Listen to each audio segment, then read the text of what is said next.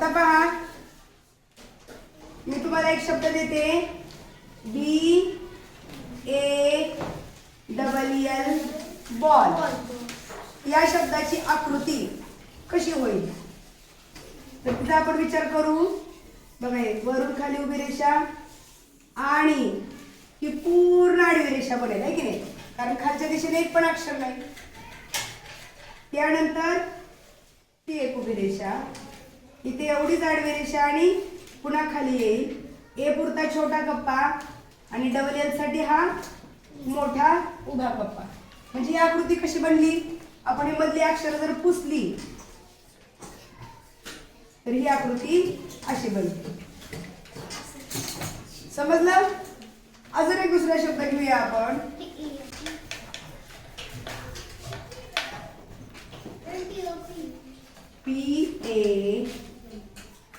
PARROT. Parrot. वरून खाली, खाली पूर्ण आडवी रेषा आणि इथे एक छोटा उभा कप्पा, इथं पण फक्त P पुरता कप्पा आणि या 4 अक्षरांसाठी आडवा छोटा कप्पा. म्हणजे हे जर मधले अक्षर आपण पुसले तर यांचं कंपाऊंड कसं झालं तयार या घराचं, हे असं, नाही का. आता आपण GOAT साठी बघूया. GOAT बोट. आता या G साठी आपल्याला खाली कप्पा वाढवावा लागणार आहे. त्यानंतर इथून पुढे पूर्ण आडवी रेषा. आता T साठी वर उंच घ्यावं लागणार आहे आणि मग आपली आकृती ही अशी झाली. जेव्हा तुम्हाला प्रत्येक अक्षर 4 रेघेमध्ये कसं लिहायचं हे व्यवस्थित माहित असलं की तुम्हाला ह्या अशा प्रकारच्या आकृत्या अचूक पद्धतीनं बनवणं अतिशय सोपं जातं. याच्यामध्ये काहीच अवघड नाही. फक्त प्रत्येक मुळाक्षर हे आपण 4 रेघेमध्ये कसं लिहितो त्याचा विचार करून फक्त ही बाहेरची आकृती तयार करायची असते. त्यामुळं आता हा जो आपला धडा आहे या धड्यावरचा सगळा आपला अभ्यास पूर्ण झालेला आहे. आता आपण प्रश्नांकडे वळणार आहोत की परीक्षेमध्ये कशा प्रकारचे प्रश्न पडतात आणि ते वाचून समजून घेऊन पर्यायातून योग्य उत्तर आपल्याला कसं शोधायचं आहे. आपला आहे लेसन दुसरा, formation of words using given letters of the alphabet. म्हणजेच मुळाक्षरातील अक्षरे वापरून अर्थपूर्ण शब्द तयार करणे. या धड्यामध्ये जे आपल्याला कॅपिटल लेटर्स आणि स्मॉल लेटर्स कशा पद्धतीनं 4 लाईन्समध्ये म्हणजे 4 रेघेमध्ये लिहायचे आहेत हे समजून घ्यायचं आहे. ते आपण यापूर्वी समजून घेतलेलं आहे. आणि त्याचबरोबर अजून एक महत्त्वाची गोष्ट तुम्हाला या धड्याच्या बाबतीत लक्षात ठेवायची आहे. या धड्याच्या बाबतीत म्हणून नाही तर संपूर्ण इंग्रजीच्या अभ्यासाच्या तयारीसाठी तुम्हाला ही गोष्ट गरजेची आहे की इयत्ता 1ली पासून ते इयत्ता 4थी पर्यंत जेवढी तुमची इंग्रजीची पुस्तकं झालेली आहेत त्या पुस्तकांमध्ये जे काही नवीन नवीन शब्द तुम्हाला आलेले होते ते सर्व शब्द तुम्हाला माहीत असणं, पाठ असणं गरजेचं आहे. तरच तुम्हाला या परीक्षेची जास्त भीती वाटणार नाही. ही परीक्षा पूर्णपणे सोपी जाणार आहे. बरेच शब्द तुम्हाला पाठ असतील सुद्धा, परंतु आता परीक्षेची तयारी करायची म्हणून मुद्दामहून तुम्ही इयत्ता 1ली ते 4थीची पुस्तकं मिळवायची आहेत आणि त्या पुस्तकातील सर्व शब्द लिहून त्यांचा संग्रह करायचा आहे. जेणेकरून शब्दसंपत्ती तुमची जर जास्त झाली तर तुमचा ह्या विषयाचा सराव म्हणजेच तयारी जास्त व्हायला मदत होणार आहे. तर पहा, हे कॅपिटल लेटर्स कसे लिहायचे त्या योग्य दिशा आपण शिकलेलो आहोत. त्यानंतर स्मॉल लेटर्सच्या पण योग्य पद्धतीनं दिशा आपण शिकलेलो आहोत. आता आपण जाणार आहोत सॅम्पल क्वेश्चन्स म्हणजेच नमुना प्रश्नाकडे. पहा, choose the correct way of writing the letter. आणि इथं तुम्हाला 4 पर्याय दिलेले आहेत. 4 पर्यायामध्ये 4 रेघीमध्ये ही मुळाक्षरं कशी लिहिलेली आहेत ते दाखवलेलं आहे. आणि योग्य लिहिलेली पद्धत असलेला पर्याय आपल्याला शोधायचा आहे. कोणता आहे सांगा बरं. हे जे पहिल्या पर्यायामध्ये एच दिलेला आहे तुम्हाला, ते एच कसं असतं तर वरच्या रेषेपासून ते तिसऱ्या रेषेपर्यंत उभी रेषा आणि पुन्हा त्याचा खालचा अर्धागोलाचा भाग. म्हणजे हे पहिल्या पर्यायातलं एच बरोबर आहे का. नाही, ते चूक आहे. आता इथे स्मॉल जे दिलेलं आहे, परंतु स्मॉल जे कसं लिहितात तर मध्यभागापासून खाली दांडा काढतात आणि वरच्या भागामध्ये ठिपका देतात. म्हणजे हे आपण काढलेलं जे आणि त्यांनी दिलेलं जे बरोबर आहे का. नाही, म्हणजे दुसरा पर्याय पण चुकला. स्मॉल यू कसं काढतात, योग्य पद्धतीनं काढलेलं आहे. इथे 4 रेघीमध्ये जसं यू लिहायला हवं तसंच यू त्यांनी पण लिहून दिलेलं आहे. तुम्ही म्हणाल झेड का नाही. झेड वरच्या 2 रेषेत लिहून दिलंय त्यांनी. हे कुठल्या 2 रेषेमध्ये असतं, मधल्या 2 रेषेमध्ये हे झेड असतं. त्यामुळे झेड पण नाही. आपला योग्य पर्याय आहे पर्याय क्रमांक 3. त्यामुळे 3ऱ्या नंबरचं वर्तुळ त्यांनी रंगवून दिलेलं आहे. त्यानंतर आपण पाहूया आपला दुसरा प्रश्न. Which is the correct way of writing letters from the given alternatives. पर्यायामध्ये 4 अक्षरं दिलेली आहेत. त्यांच्या लिखाणाच्या दिशा सुद्धा दिलेल्या आहेत. आता डी कसं काढले त्यांनी, वरून खाली 1 नंबरला आणि दुसऱ्या नंबरला वरून खाली गोल होत जाणारं. तर हे डीची पद्धत योग्य आहे. त्याच्यामुळं पहिलाच पर्याय योग्य आहे. दुसरा पर्याय आपण पाहिला, व्ही कसं काढले त्यांनी, खालून वर जाणारी तिरकी रेषा. परंतु योग्य पद्धतीमध्ये कशी असते व्हीची तिरकी रेषा, वरून खाली जाणारे. त्याच्यामुळं दुसरा पर्याय चुकीचा आहे. तिसऱ्या पर्यायामध्ये त्यांनी टी काढलंय, आडवी रेषा तर बरोबर काढली डावीकडून उजवीकडे, परंतु उभी रेषा खालून वर घेतली. उभी रेषा कशी घ्यायला पाहिजे टी मध्ये, वरून खाली. त्याच्यामुळे तिसरा पण पर्याय चुकला. आणि सी काढलेला आहे त्यांनी, परंतु त्याची दिशा कशी दाखवली आहे, खालून वरी दाखवली आहे. परंतु योग्य पद्धतीमध्ये आपल्याला वरून खाली सीची वक्ररेषा काढायची आहे. त्यामुळं आपला योग्य पर्याय आहे पर्याय क्रमांक 1. आता आपण आपल्या तिसऱ्या प्रश्नाकडे जाऊया. Rearrange the letters to form a meaningful word. Select the correct option. आपल्याला काही अक्षरं दिलेली आहेत. कोणकोणती दिलेत, A, L, N, I, A, M. आणि या अक्षरांना रिअरेंज करायचे म्हणजे ती उलटी सुलटी दिलेली आहेत. त्यांना योग्य क्रमानं लावायचे आणि एक अर्थपूर्ण शब्द तयार करायचा आहे. रिअरेंज म्हणजे त्यांची योग्य रचना करायची आहे. मग काय शब्द तयार होईल, जर आपल्याला शब्द तयार करता आला नाही तर आपण पर्यायातून योग्य शब्द शोधू शकतो. आपल्यासमोर पर्याय आहेत. तर आपण पहिला पर्याय पाहूया.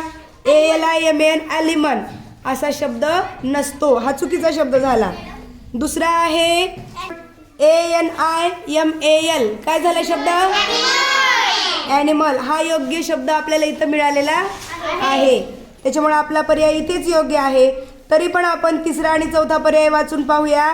आणि पहा, तिसऱ्या पर्यायात पण काही अर्थपूर्ण शब्द तयार होत नाही. ॲमिनल आणि नॅमियल हे अर्थपूर्ण शब्द नाहीत. त्यामुळे आपल्याला योग्य पर्याय मिळाला पर्याय क्रमांक 2. 2 क्रमांकाचं वर्तुळ इथं रंगवून दाखवलेलं आहे. आता आपला चौथा प्रश्न आपण पाहूया. Choose the correct option. बघा इथे CAT कॅट हा शब्द दिलेला आहे आणि त्याच्यासमोर त्याची आकृती दिलेली आहे.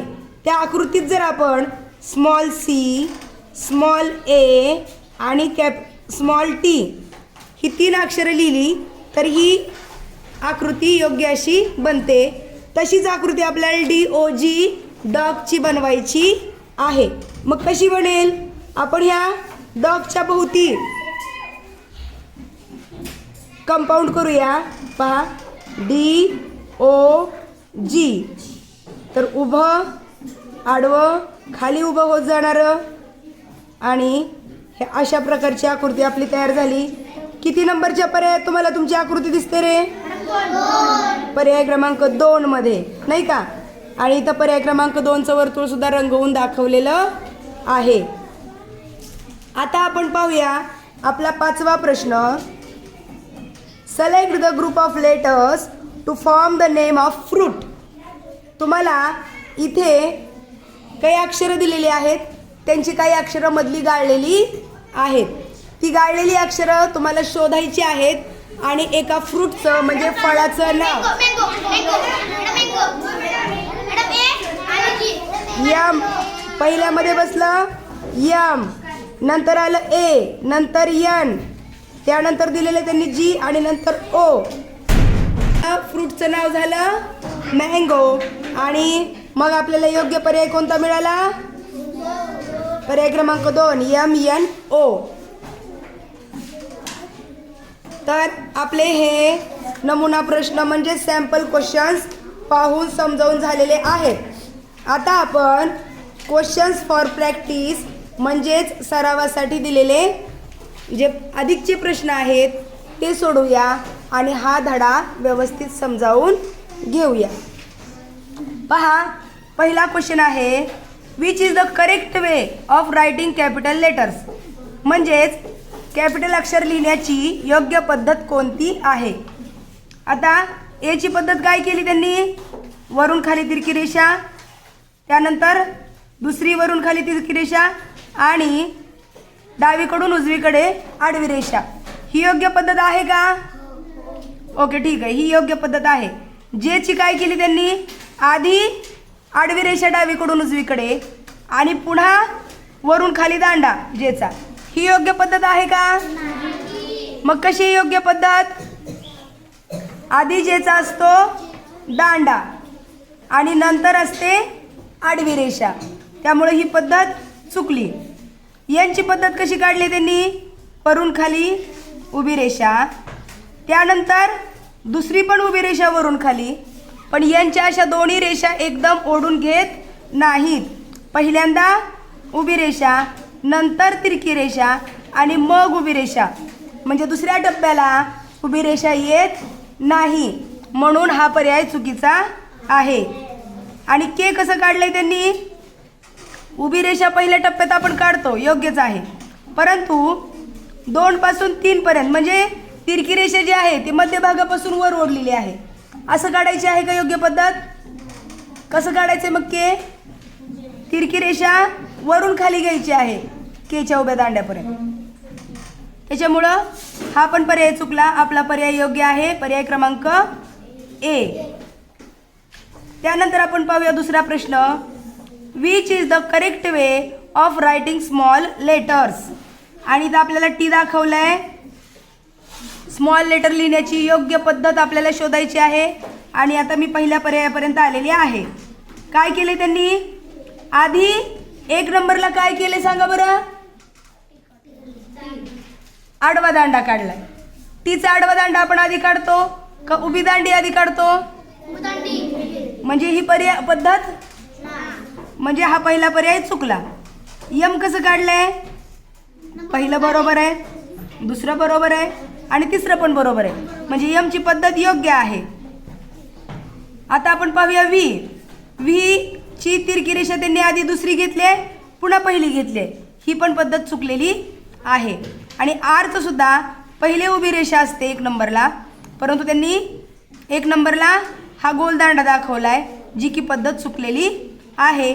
त्यामुळे आपलं योग्य उत्तर आहे पर्याय क्रमांक 2. त्यानंतर आपण जाऊया तिसऱ्या प्रश्नाकडं.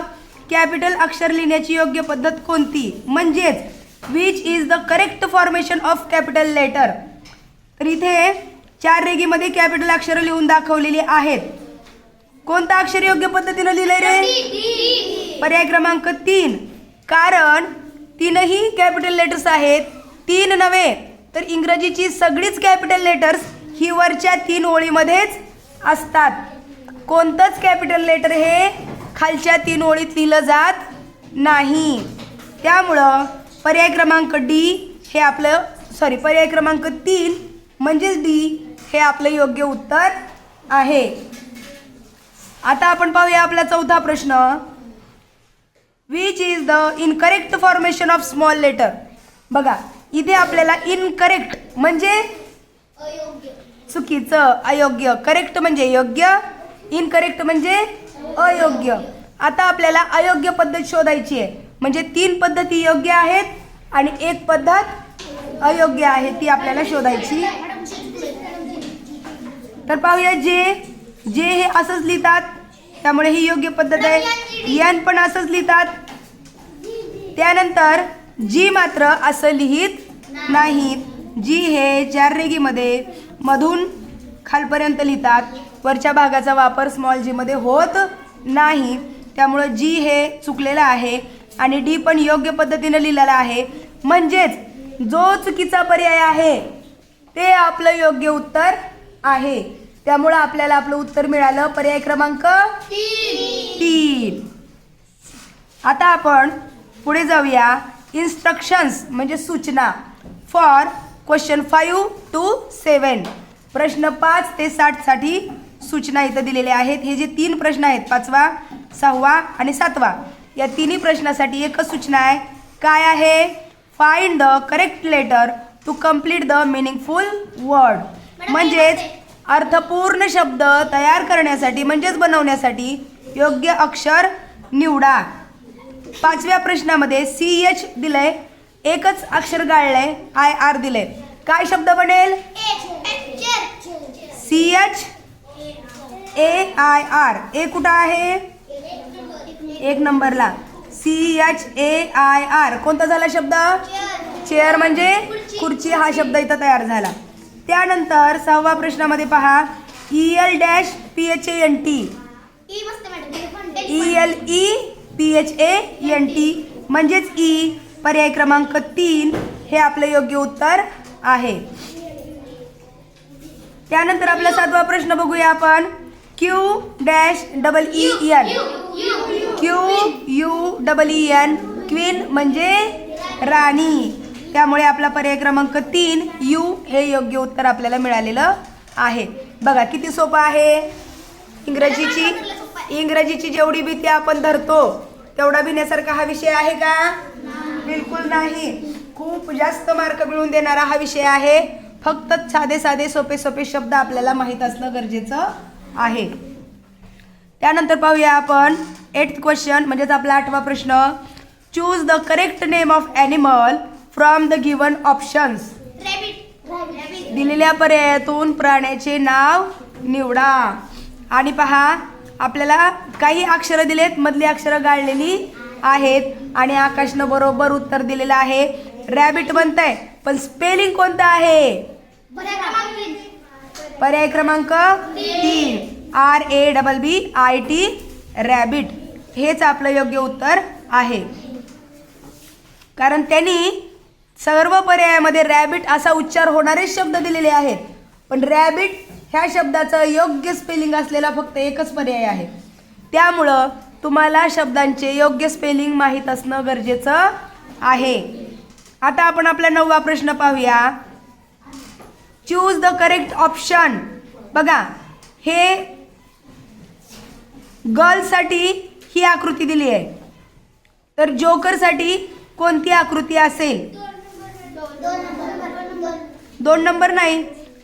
जे चं वर गेलंय का?